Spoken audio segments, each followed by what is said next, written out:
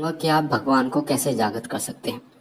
जिन भी देवता की आप उपासना करते हैं, चाहे वो भगवान शिव हो, चाहे वो माता दुर्गा हो, चाहे वो हनुमान जी महाराज हो, आप उनको जागृत कर सकते हैं सिर्फ एक तरीके से। और ये तरीका इतना आसान है कि हर व्यक्ति उन्हें जागृत कर सकता है। जब वो जागृत हो जाते हैं तो आप पर कृपा करते हैं, और इतनी कृपा करते हैं कि आपकी जो समस्याएं होती हैं, परेशानियां होती हैं, उनका सबका निदान हो जाता है। ये एक तरीका आपको आपके भगवान से मिला देता है, इतने करीब कर देता है कि आप उन्हें महसूस कर पाते हैं, उनकी बातें सुन पाते हैं, उनको अनुभव कर पाते हैं। इसलिए इस तरीके को हर व्यक्ति को अपनाना चाहिए, क्योंकि ये जो तरीका है एक ऐसा तरीका है, जिन लोगों ने भी इस तरीके को अपनाया है, मात्र एक तरीके को जिसने भी अपनाया है, चाहे उसको मंत्र का ज्ञान हो या ना हो, चाहे उसको किसी विद्या का ज्ञान हो या ना हो, चाहे वो अनपढ़ हो या पढ़ा लिखा हो, उस सबको भगवान के दर्शन हो सकते हैं, भगवान की कृपा मिल सकती है अगर वो व्यक्ति चाहे तो। कुछ चीजें नहीं निर्भर करती कि आप कितने पढ़े लिखे हैं, ये भी निर्भर नहीं करता कि आप किसी कोई ब्राह्मण हैं या किस जाति से हैं, ये भी। मात्र ये तरीका आपने अपना लिया तो आप खुद भगवान को स्वयं देख सकते हैं, उनकी उपस्थिति को महसूस कर सकते हैं कि वो आपके साथ हैं, वो आपके पास हैं। ये तरीका आज मैं आपको बता रहा हूँ, इसलिए इस वीडियो को ध्यान से सुनना, बारीकी से, और चैनल को सब्सक्राइब करना। वीडियो के नीचे जो लाल कलर का बटन है सीधे हाथ पे, उसे दबा के चैनल को सब्सक्राइब कीजिए। बेल आइकन को दबाकर ऑल पर सेट कीजिए, ताकि पूजा पाठ से जुड़ी जानकारी आपको सबसे पहले मिले। और हमसे जुड़ना चाहते हैं तो टेलीग्राम ग्रुप से जुड़िए, उसका लिंक डिस्क्रिप्शन में है। कोई भी सवाल आपका हो तो उस पर आपको आपका जवाब जरूर मिलेगा। वो कौन सा तरीका है जिससे भगवान की प्राप्ति हर व्यक्ति को हो सकती है? वो कौन सा तरीका है जिससे आप भगवान को अनुभव कर सकते हैं? जिस प्रकार हवा को देखा नहीं जा सकता, अनुभव किया जा सकता है, उसी प्रकार से भगवान को भी अनुभव किया जा सकता है, उनको महसूस किया जा सकता है। और कैसे कर सकते हैं? वो जब आप उनकी जगह स्वयं को देखें, जब आप ये सोचें कि आपके साथ भगवान है, या आपने खुद उनका वेश धारण कर रखा है।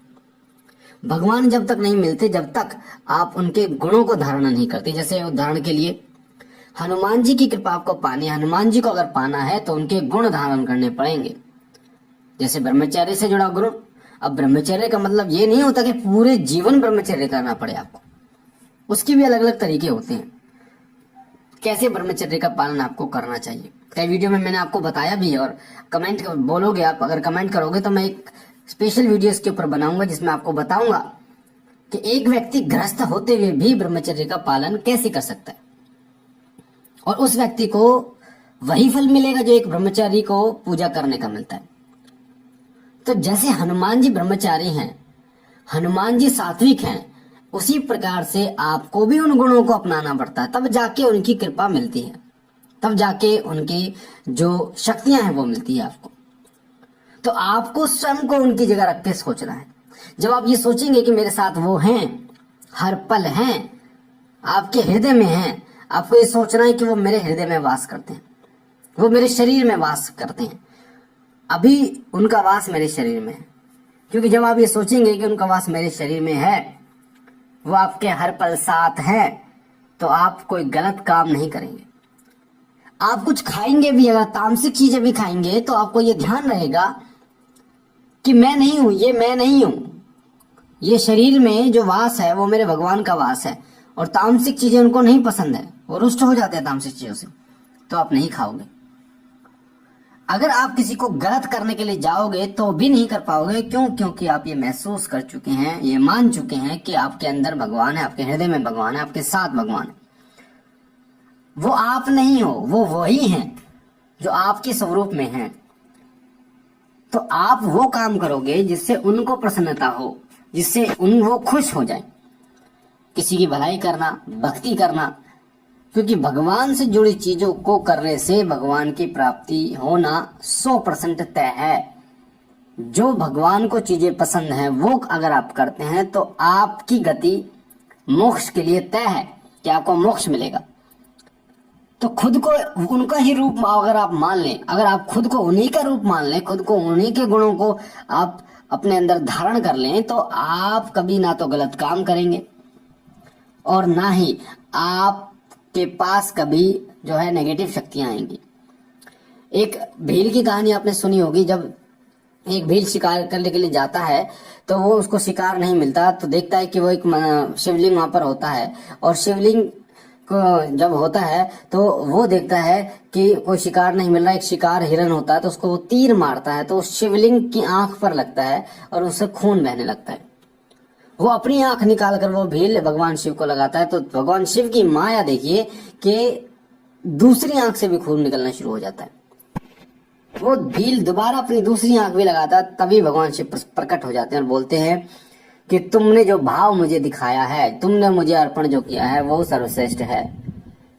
जैसे भगवान विष्णु ने भगवान शिव की आराधना की थी, 1000 पुष्पों से भगवान के सहस्त्र नाम का पाठ किया था, और जब एक फूल कम हो गया था तो भगवान श्री हरि ने, क्योंकि नैन कमल भी कहते हैं, अपनी आंख चढ़ाई थी, तो भगवान शिव बहुत प्रसन्न होकर हुए थे और अपना सुदर्शन चक्र जो है वो भगवान विष्णु को प्रदान किया था। उसी प्रकार इस भील ने अपनी आंखें दोनों निकाल के दी, तो इस भील को मोक्ष होता है, क्योंकि भील ने ये मान लिया था कि ये पत्थर नहीं है, ये शिवलिंग, यहाँ पर ये भगवान शिव है स्वयं। उसने अपनी आंख लगाई, उसका भाव देखी।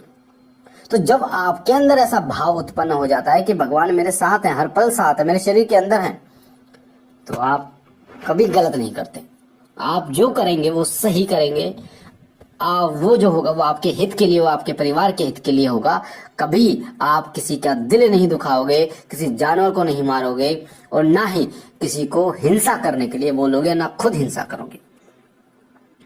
जब तक आप ये तय नहीं कर लेते कि भगवान आपके साथ है, आपके घर के मंदिर में है। आप जब सुबह शाम पूजा करने के लिए जाते हैं तो आप किस सोच के साथ जाते हैं, ये बहुत महत्वपूर्ण है। मैं जब पूजा करने के लिए जाता हूं तो मेरा एक समय सेट है कि मुझे शाम को 7 साढ़े 7 बजे पूजा में बैठ जाना है। तो आधे घंटे का एयर फेयर हो सकता है 7 साढ़े 7 के बीच का, पर पूजा में बैठ जाना है। और उस समय पर हाथ बांध कर जब मैं मंदिर में जाता हूँ, इस सोच के साथ जाता हूँ कि मेरे भगवान आसन पर, स्वर्ण सिंहासन पर, रत्न जड़ित सिंहासन पर बैठे हुए हैं और मैं हाजिरी देने के लिए जा रहा हूँ। शीश नवाकर उनके चरणों में बैठ जाता हूँ। उस समय पर ना कोई बात, ना चीत, ना कोई भी कार्य ऐसा नहीं। कई लोग फोन उठा लेते हैं, कई लोग, क्यों? आप भगवान के सामने, आपने भाव ही नहीं रखा, वो आप उनके सामने बैठे हुए हैं, और आप भगवान जिसके सामने है वो कुछ और काम कैसे कर सकते हैं? तो जब आपके अंदर ये भाव उत्पन्न हो जाएगा ना, तब आप देखना कि आपको भगवान की प्राप्ति हो ही जाएगी। वो कुछ नहीं देखते, सिर्फ आपका भाव देखते हैं। आपके अंदर भाव है तो भाव के भूखे हैं भगवान, उनको कुछ नहीं चाहिए। तो मुझे आशा है ये जानकारी आपको पसंद आई होगी। पहली बार चैनल पे हैं तो चैनल को लाइक कीजिए, शेयर कीजिए, सब्सक्राइब